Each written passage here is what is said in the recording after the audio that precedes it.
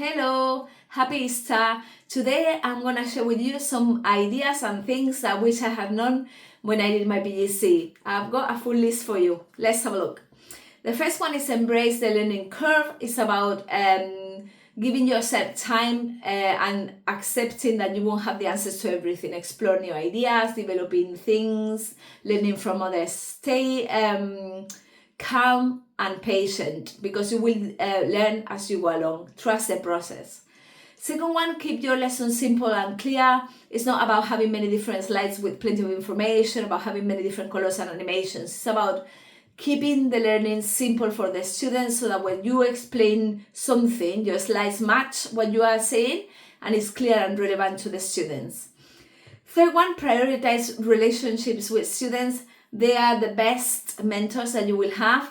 And the more you invest in relationships, the better your learning and your teaching will become, because you will have less behavioral issues, you will have better days at school, you will enjoy what you do, you will do clubs, enrichments, and different things with them. For me, this is a biggie. Number 4, use colleagues and mentors effectively. For example, I've got my line manager and we meet every 2 weeks, and I make sure that I think in advance about what I want to discuss so that the meeting can be productive and we can maximize the learning from that meeting.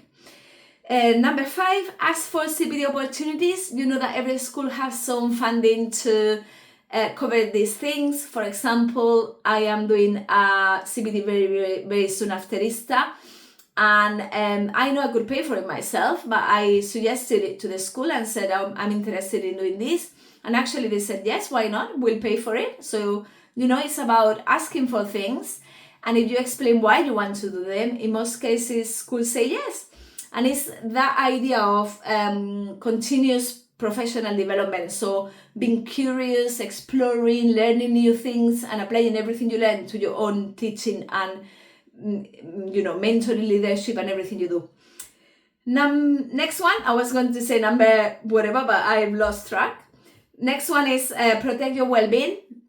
So making sure that you have some time in the evenings to relax, that you have certain activities that you do. For example, I play the piano every evening, and I do that for half an hour, and it's every single week. And it's different to what I do at school, and it helps me to stay away from teaching for a little bit. But also it's about having set time at the weekends where you go out, where you do other things that you don't normally have time to do during the week. And the last one is staying positive. When I did my PGCE, I thought I was always working. I never had time for anything. I was always busy with school, and I was thinking, oh my God, how is this gonna end? But in the end, I've learned so much over the years, and I've developed so many ideas and practical ways of doing things that, yes, it does get better. And it's about being flexible with everything, about prioritizing, getting organized, and you learn things along the way.